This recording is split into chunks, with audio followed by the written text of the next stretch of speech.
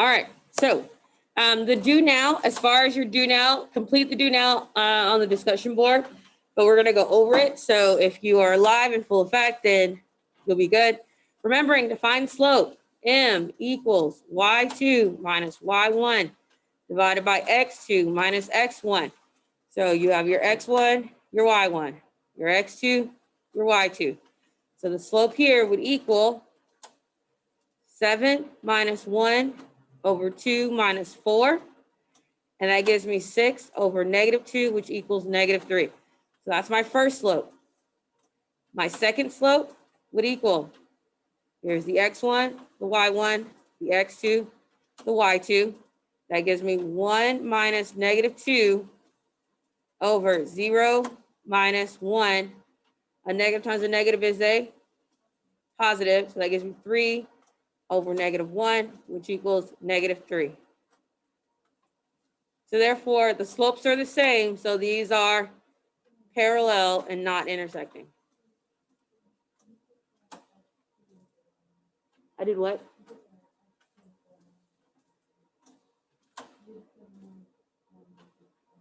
Oh, pooper scoopers. I was like, that didn't. Correction. Ignore this. Gotta appreciate a Monday. Let's try that again. 2 minus 1 over 7 minus 4. Why'd you let me get that far? All right. A negative, negative. Yes. Did that mix anything else up? 2 minus 1. Y2, Y1. Okay. What do you mean I flipped them? I fixed it, yeah. All right, so these are opposite reciprocals, which make them perpendicular, and therefore they are intersecting. They intersect in a very special way. They intersect in a 90-degree angle.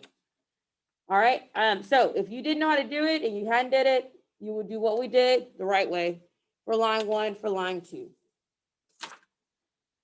All right, let's get started on our notes.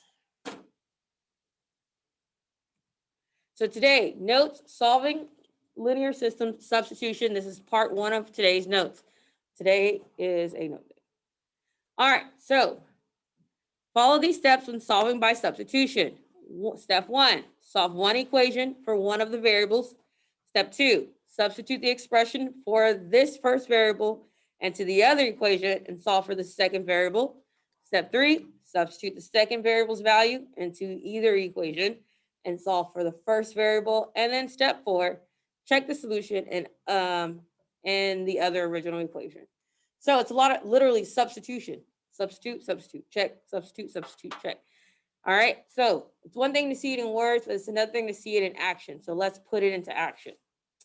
So here's our first problem.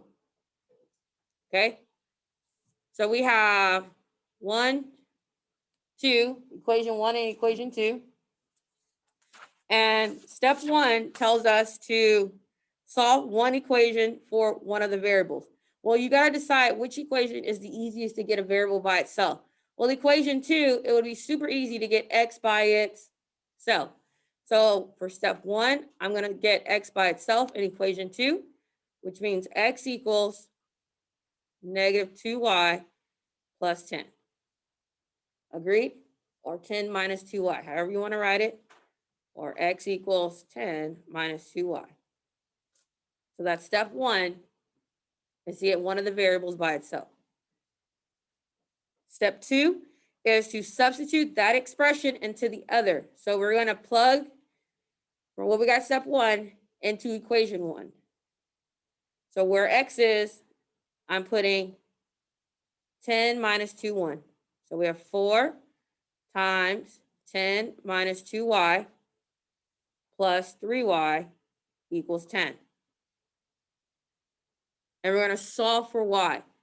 So in order to solve, I'm going to distribute and combine like terms. Agreed? So I distribute 4. That gives me 40 minus 8y plus 3y equals 10. Combine like terms. That gives me 40 minus 5y equals 10. Then I'm going to need to isolate the variable. So I need to get y by itself. So in order to get y by itself, I subtract 40. That gives me negative 5y equals negative 30.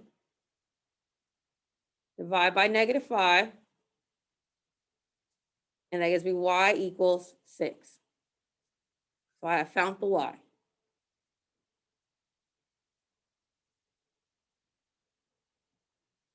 Step 3 tells me to substitute that value back into the equation, the first equation that I got from step 1. So step 3, I'm going to plug y in. So x equals 10 minus 2 times 6.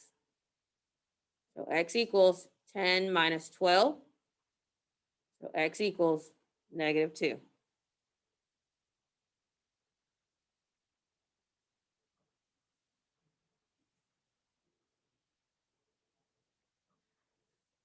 How do we feel? Good. Okay. Step 4 is to check your answer. So if I take the values that I got here and I plug into equation 1, what do I get? So I'm going to check to make sure. So I'm plugging in y equals 6, x equals negative 2. So where's x? Where's y? So we have 4 times negative 2 plus 3 times 6, and it should equal 10.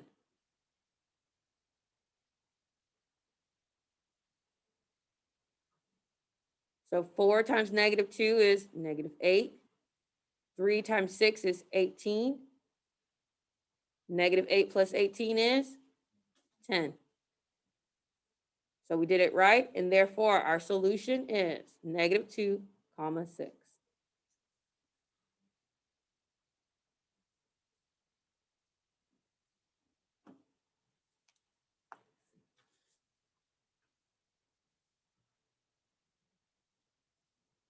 So step 1, isolate one variable. Step 2, substitute that value in to the other equation. Step 3, substitute the variable you found into the second equation, the first equation. And then step 4, you check yourself. If you're checking yourself, should you be getting this wrong?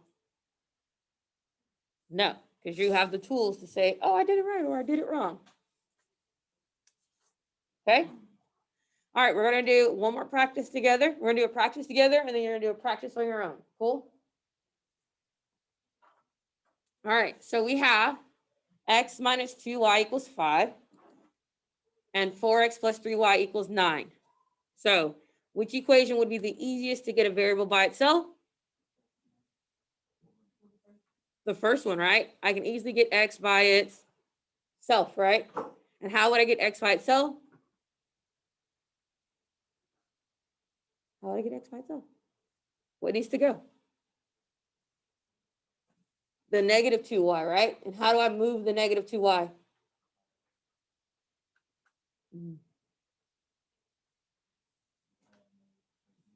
I'm going to add it to the other side.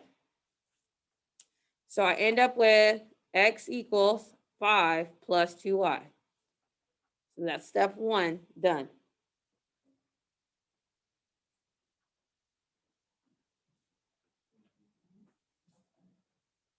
All right. How do we feel about step 1? All right. So step 2 is we're going to take this and we're going to substitute it in for x in the other problem. So x, x. So we're going to do step 2, substitute it in. 4 times 5 plus 2y plus 3y equals 9. After we substitute, we're going to solve for y. So I'm going to distribute. That gives me 20 plus 8y plus 3y equals 9. Combine like terms. Gives me 20 plus 11y equals 9. Now I need to isolate the variable. So I need to get y by itself. So we subtract 20. And that gives me 11y equals negative 11. Divide by 11.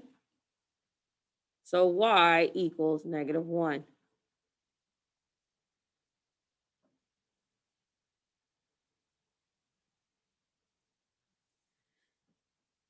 Step 3 tells me I take what value I got here and I plug back into step 1. So I'm taking this guy and plugging it back into step 1. So x equals 5 plus 2 times negative 1. X equals 5 minus 2.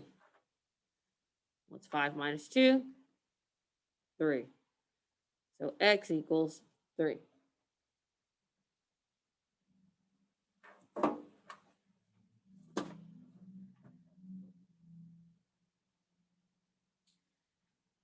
Okay. Step 4 encourages me to check my answer.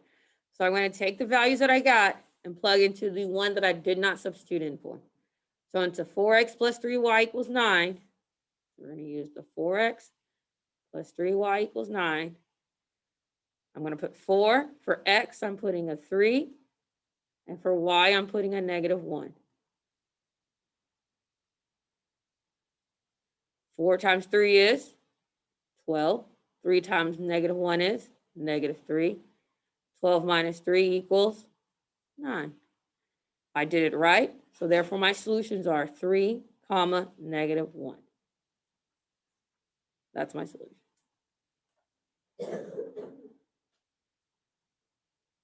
Any questions? No comments, no concerns? All right, you guys are going to solve the next. Okay, so which one did you choose to solve for the variable? Equation 1 or equation 2? 2. Good job.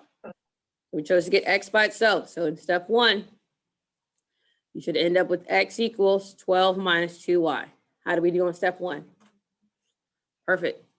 Step 2, we're going to take 12 minus 2y and we're going to substitute in for x.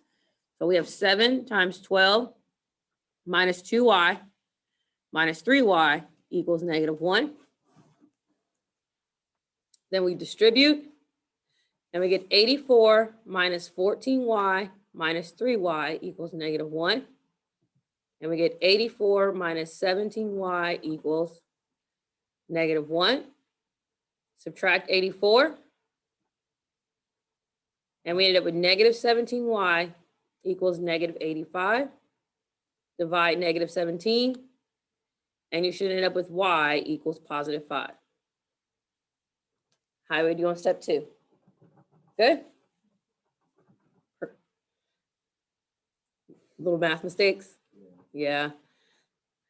Make sure, I'm okay if you guys are using the calculator to make sure your math mistakes aren't making your answer wrong. All right, step 3, we take that and we plug it back into step 1. So x equals 12 minus 2 times 5. X equals 12 minus 10. X equals 2.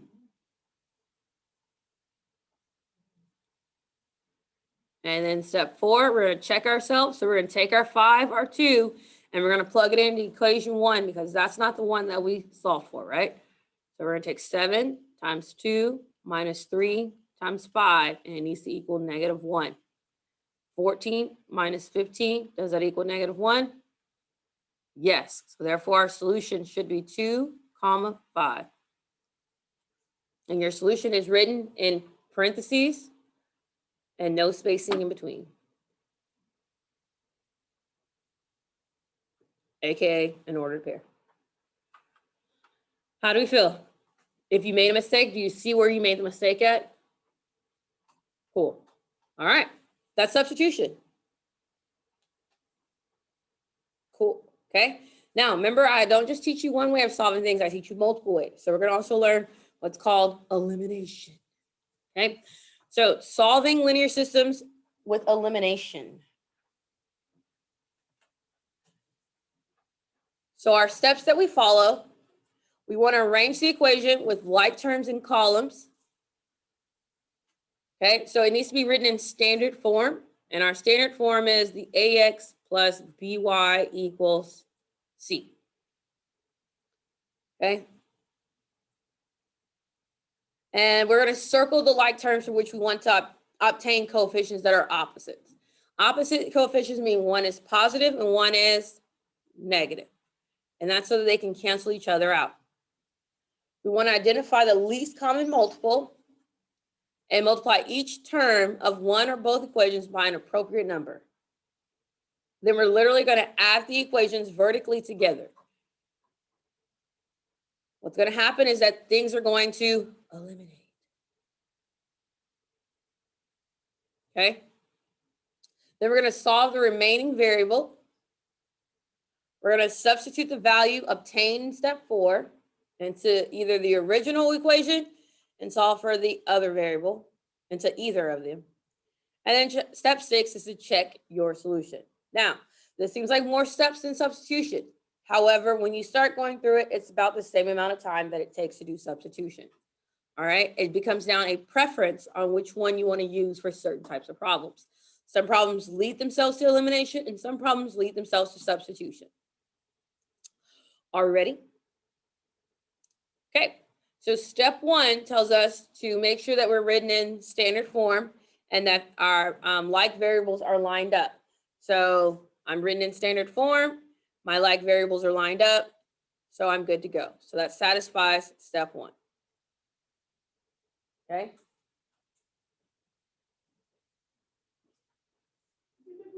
Step 2.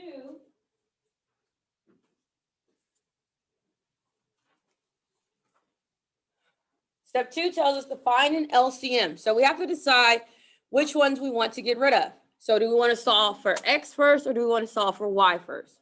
It doesn't matter. We can solve for x first. Sorry. So if we're going to solve for x first, we're looking at its coefficients. And so step 2 is we decide what is the LCM between 2 and 3. What is the least common multiple between 2 and 3? 6. Multiple means what number can they both evenly divide into? Okay. And the smallest number that 2 and 3 both evenly divide into is 6. Agreed? So that's my LCM. And my goal is to turn 2 into a 6 and 3 into a negative 6.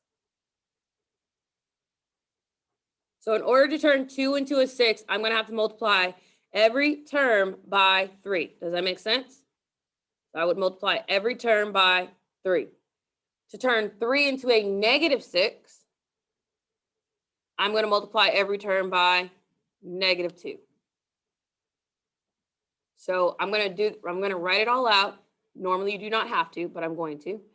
So we're going to have 2 times 3x minus 5 times 3y equals 11 times 3. And then we have 3 times negative 2x minus 2 times negative 2y. Yes. Equals negative 12 times negative 2. So you multiply every single term by that so that you can make the LCM. So what I'm left with is 6x minus 15y equals 33. Negative 6x plus 4y equals positive 24.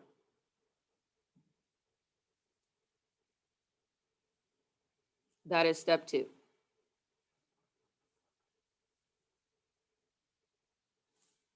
Step 3 says once you're here, you're going to add the equation. So literally add the equation.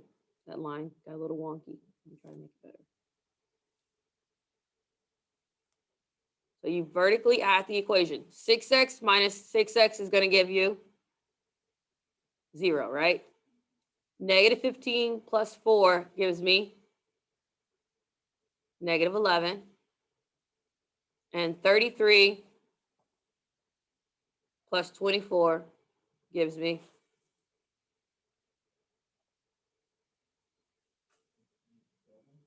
57.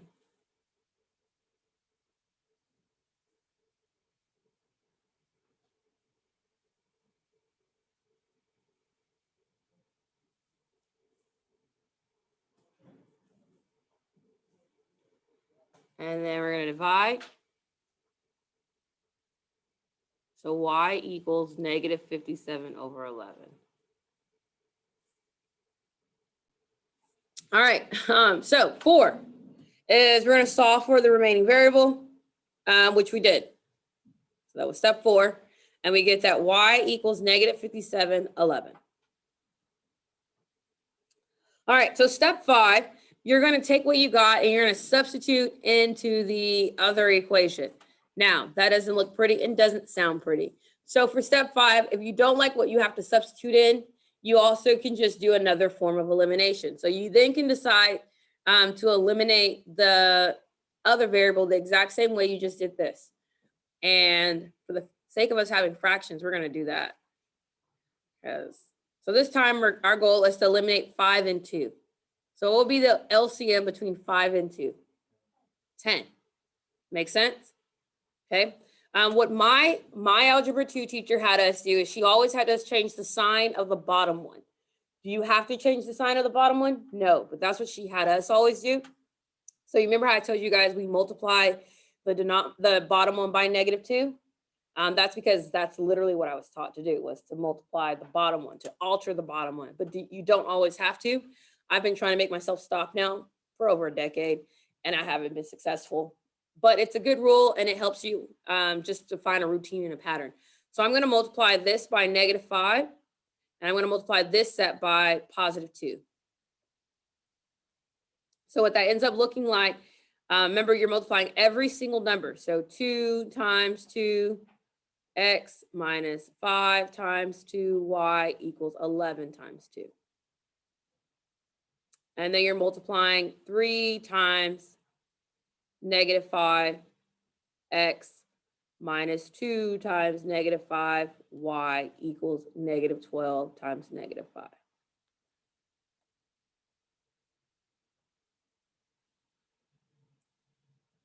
And the goal this time is what should cancel out? The y's, because you've already solved for the y's, right? So I have -10 and +10. Is that going to cancel out? Yes. I have 4 plus -15. And what's 4 plus -15?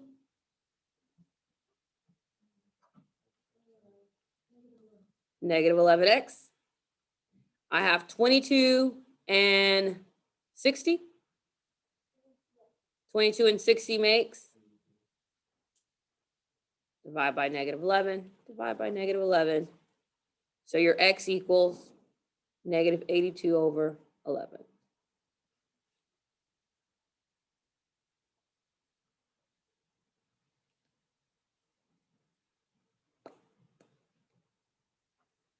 Yeah, guys, I really made some interesting situation choices this morning. Okay, so then once you have these values, those are your solutions. Step 6 is to always check your solution. When you're checking, it does not matter which one you plug it into. It's totally up to you. So if I wanted to check myself, I would take the first one, I guess, and I would take 82 over 11 minus 5, -57 over 11 equals 11. Calculator people. And so when you're checking this, if you don't want to deal with the denominators, the trick to get rid of a denominator is to just multiply everything by the denominator. So, well, the least common denominator. So if I multiply everything by 11 on this side, what I do to one side to the other, it eliminates your denominator. So I'm left with 2 times -82, which is 164.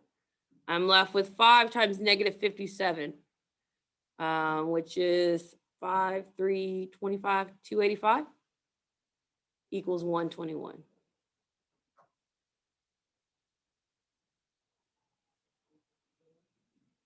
And is that a true statement? Yes, it will be. So we know our solution is negative 82 over 11, comma, negative 57 over 11. Fractions do not have to be your enemy. They're easily manipulated. Because fraction is just division. And the opposite of dividing is to multiply.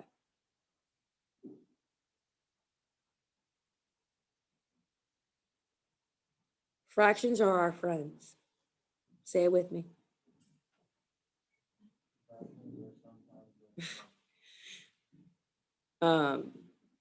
Every time I say that, I think of Finding Nemo. Fish are our friends, not food. The sharks and their... No one watch Nemo, Finding Nemo? Okay.